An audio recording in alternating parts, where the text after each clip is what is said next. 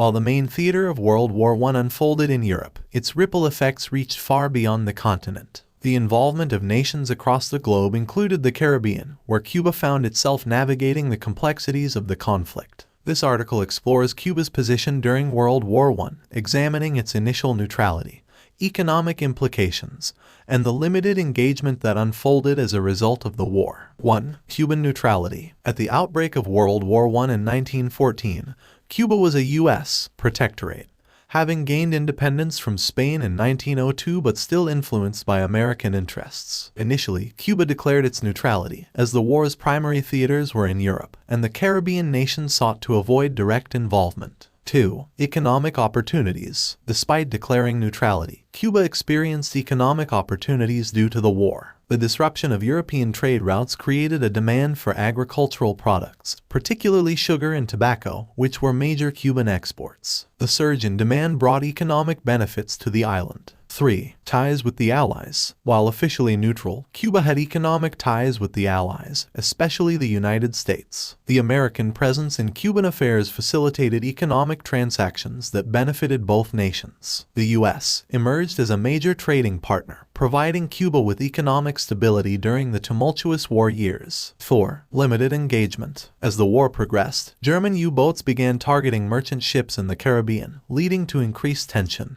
In response to the sinking of Cuban and other neutral vessels, Cuba severed diplomatic ties with the German Empire in 1917, aligning itself with the Allies. 5. The Zimmermann Telegram. The infamous Zimmermann Telegram, intercepted by British intelligence in 1917, revealed German attempts to form a military alliance with Mexico against the United States. While not directly involving Cuba, the telegram's disclosure further strained relations between neutral nations and the Central Powers. 6. U.S. entry into the war. Cuba's shift toward the Allies aligned with the United States' entry into World War I in April 1917.